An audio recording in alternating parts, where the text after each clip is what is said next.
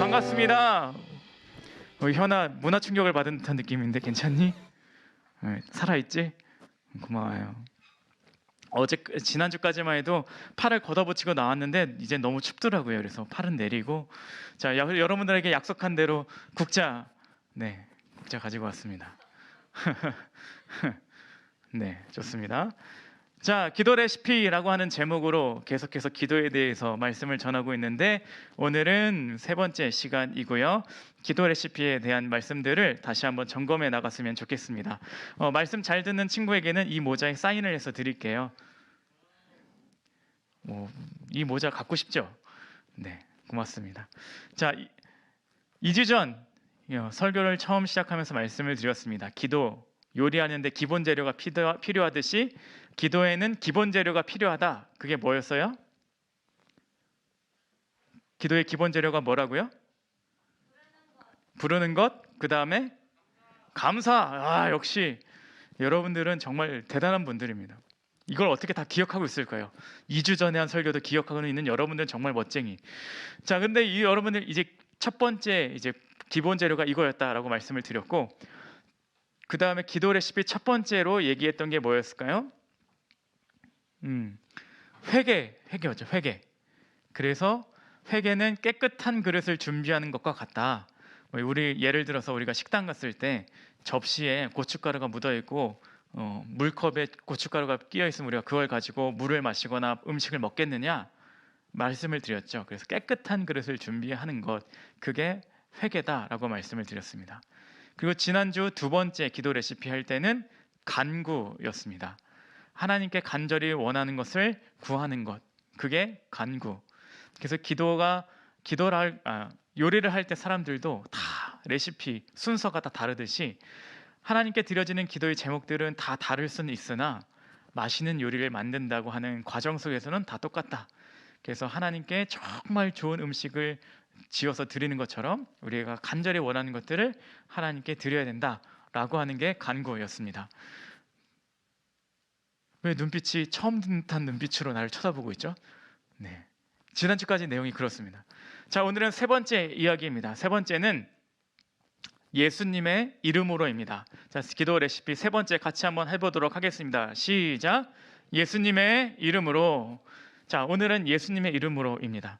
자, 여러분들 몇 년 전에 등골 브레이커라는 게 유행을 했습니다. 혹시 기억이 나나요? 네, 등골 브레이커. 저는 이런 걸 입진 않았지만 등골 브레이커 해가지고 노스페이스도 나름대로 계급이 있다 이런 이야기였어요. 그래서 저 하나에 50만 원, 60만 원, 70만 원, 100만 원 이렇게도 가는데, 이게 없으면 뭐가 팔려서 학교를 다닐 수가 없으니 엄마 이거 사주세요라고 얘기하면서 엄마의 등골을 계속 뽑아 먹는다라고 하는 의미로 등골 브레이커라고 하는 게 유행을 했습니다. 실제로 저게 다 계급이 적혀 있는 거예요. 그래서 저게 무슨 계급 다 적혀 있는 그림표거든요. 요게 이 서열을 따라서 유행했다라는 거죠. 자, 요즘엔 어때요? 저거 입어요? 안 입어요? 입어요? 네. 혹시 안 입으실 계획이 있는 분은 재혁관 선생님 드리면 됩니다. 자, 그런데 요즘에는 그런 메이커들을 잘 안 입고 요즘엔 뭐 입어요? 아이더.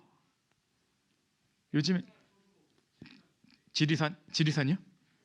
그거 요즘에 하는 드라마 아니에요? 뭐요? 네파. 네파. 혹시 아린이가 그런 거 입고 다니진 않죠, 아직은? 네, 저도 무서워하고 있어요. 우리 아이들이 조금씩 사달라고 그럴까봐 좀 무서워하고 있어요. 지금 생각해 보니까 저 청소년 때도 그랬던 것 같아요.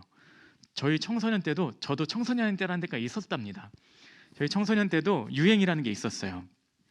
근데 저 때 유행이 어떤 거였냐면 힙합 바지가 유행을 했습니다. 이게 왼쪽 보이세요? 오른쪽.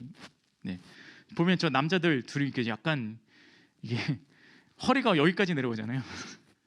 저는 이제 저희 때는 저 어르신들이 뭐라고 얘기했냐면 똥싼 바지라고 말을 했거든요. 똥싼 바지 입고 다닌다, 그렇게 얘기를 했고, 그 다음에 저게 이제 그 바지 밑단이 길어요. 그래가지고 바닥을 이제 닦고 다닌다 그러죠. 뭐 바닥 청소하고 다니냐, 뭐 야, 이 기왕이면 우리 집도 와서 닦아줘라, 뭐 이렇게 얘기하시고 막 그랬었어요. 그리고 나서 또 하나 기억나는 게 뭐냐면 저 옆에 있는 가방에 숫자가 써 있거든요. 292513이라고 하는 저 숫자가 써 있고, 저게 스톰이라고 하는 브랜드였어요. 저게 엄청 유행을 했어요. 근데 저게 비쌌거든요. 청소년 시기에 저런 게 막 유행을 하는데 제가 갖고 싶었을까요? 갖고 싶었을까요? 네, 저도 갖고 싶었어요. 그런데 저희 집은 그렇게 넉넉한 형편은 아니었답니다.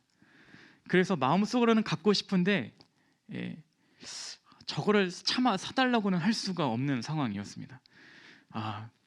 그런데 때마침 저와 같은 청소년들을 위한 그게 나오기 시작했습니다. 뭘까요?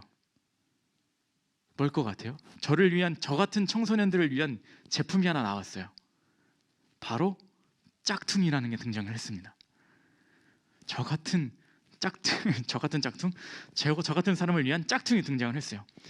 자, 아까 그 스톰이라고 하는 그 가품은 뭐였냐면, 어떤 게 있었냐면 길거리에서 배지만 저거 파는 거예요. 저 배지만 팔아요. 그러면 어떤 옷이든 저걸 달면 저 옷인 양 입고 다니는 거예요. 그러니까 아무것도 없는 티셔츠를 사가지고 저거 배지를 하나 달아서 나는 마치 저 옷을 사 입은 양 다녔어요. 그 다음에 개수라는 것도 유행을 했었는데, 자, 오른쪽과 왼쪽의 차이가 뭘까요? 물음표 색깔. 네, 영어를 잘 봐야 됩니다. 틴트는 영어를 잘 봐야 돼요. 하나는 개수고 하나는 게우스예요. 이해가 돼요? 네, 저렇게 짝퉁이 있었습니다. 또 옛날에는 아예 그래서 대놓고 만들기 시작한 브랜드도 있었죠. 뭐 빠마, 다마, 뭐 피나, 뭐 마이크, 뭐 저런 거 엄청나게 유행을 했어요. 여러분들 혹시 저런 거 지금도 있어요? 없는 걸로 하겠습니다. 자, 그러면 진품과 가품 있잖아요. 짝퉁이 있고. 자, 그러면 이 진품과 가품을 구별하는 방법이 무엇일까요? 자, 여자들이 뭐 가방을 좋아한다는 얘기가 있는데, 여자들의 가방이 진품이냐 아니냐, 가품이냐를 알아보는 방법이 있대요. 뭘까요? 네. 비 오는 날이면 알 수 있대요. 비 오는 날 가방을 이렇게 가리고서 다니는 거는 진품 가방이고, 비 오는 날 자기 머리에다 올리는 건 가품 가방이래요. 그러니까 이런 식으로 진품과 가품을 구분하는 게 분명히 필요한데, 그 기준이 뭐가 되냐면, 제일 중요한 기준은 마감이 어떻게 되었는가가 이 진품과 가품을 구분하는 가장 중요한 방법이 된다고 합니다. 그래서 디테일한 마감 처리, 그게 큰 차이를 가져온다라는 것입니다. 자, 우리가 기도 레시피 해가지고 기도에 대한 것들을 요리에 비유해서 지금 알아가는 가운데 있는데요. 그중 전하고자 하는 오늘 레시피는 예수님의 이름으로였습니다. 결국에는 기도를 어떻게 마무리할 것인가에 대한 문제이거든요. 요리를 비유해서 생각하다 보니까 저는 이거를 뭐라고 생각을 했냐면 플레이팅에 비유할 수 있겠더라고요. 요리를 열심히 잘하고 난 다음에 플레이팅을 어떻게 하느냐에 따라서 그 음식이 맛있게도 보이고 그냥 별거 없는 요리처럼도 보이는데, 기왕이면 그것을 어떻게 담아내느냐, 이게 참 중요한 문제라는 것을 생각해 보게 되더라고요. 자, 기도의 기본 재료였던 부르는 것, 감사, 그리고 회개를 통해서 깨끗한 그릇을 준비하고, 또 간구를 통해서 열심히 요리를 해서 그것들을 어떤 방법으로 플레이팅 할 것인가, 그게 기도 레시피 오늘 세 번째 이야기라는 것입니다. 요리사들이 이렇게 말을 하더라고요. 사람들은 눈으로도 식사를 하기 때문에 이쁘게 담긴 요리를 통해서 만족감을 얻는다라고 이야기를 하더라고요. 그러니까 기도의 플레이팅은 예수님의 이름으로라고 생각하면 좋을 것 같습니다. 자, 기도의 플레이팅 뭐라고요? 예수님의 이름으로. 자, 그렇다면 예수님의 이름에는 어떠한 능력이 있길래 기도의 마무리가 플레이팅, 예수님의 이름으로부터 시작이 될까요? 자, 기도를 예수님의 이름으로 마무리가 되는 것은 나의 기도가 아니라 하나님의 기도, 아버지와 자녀의 대화가 될 수 있는 것, 그것이 예수님의 이름에 담긴 권세, 능력이라는 겁니다. 우리는 이렇게 대화를 할 때 내가 한 이야기처럼 들리겠지만 예수님의 이름으로라고 했을 때 그것은 예수님께서 우리에게 그릇이 잘 담겨져서 하나님께 전달되어지는 것처럼 해주신다라는 겁니다. 제가 얼마 전에 영상을 하나 보는데요, 그 미슐랭이라는 거 알아요? 미슐랭 몇 등급 뭐 이렇게 하면 맛있는 요리 뭐 집이라는 거 표시잖아요. 유명한 셰프가 일하는 그 장면을 막 보여주는데 그 영상을 보니까 셰프는요 요리를 안 해요. 우리가 알고 있는 그 유명한 셰프는 요리를 안 하더라고요. 말로만 해요. 자, 테이블 몇 번에 뭐가 들어왔어? 뭐 준비해? 뭐 준비해? 뭐 준비해? 막 이렇게 막 얘기만 해줘요. 가만히 있어요. 그러면 막 다른 주방장들이 요리를 막 해가지고 그 사람한테 갖다 줘요. 그럼 뭘 하냐면 이쁘게 담기도록 뭐 꽃 같은 거 하나 딱 놔주고 접시 한번 닦아주고 됐어 그리고 내줘요.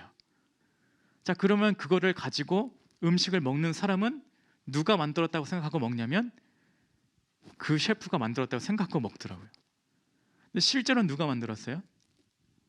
요리사들이 만들었는데 그것을 플레이팅을 마지막 잘 해서 내주는 사람이 그 셰프가 만든 요리처럼 나가더라고요.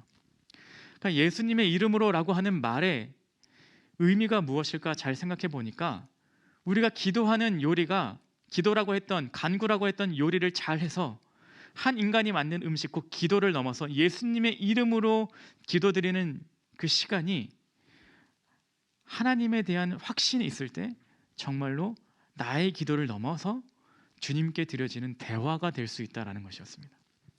우리가 그냥 말하는 것을 넘어서서 주님께 드려지는 귀한 음식처럼 될 수 있다는 겁니다. 요한복음 16장 23절과 24절 보면 이런 말씀이 있습니다. 같이 한번 해볼까요? 시작. 너희가 아버지께 구하는 것은 무엇이나 아버지께서 내 이름으로 주실 것이다. 지금까지는 너희가 아무것도 내 이름으로 구하지 않았다. 구하여라. 그러면 받을 것이다. 아멘. 예수님께서 자신의 곧 십자가에 달려 돌아가실 것을 아시고 제자들에게 기도를 알려주시는 거예요. 예수님의 이름으로 구하라고 말씀을 해주시는 겁니다. 예수님의 이름에 능력이 있다라는 것을 고백하라는 겁니다.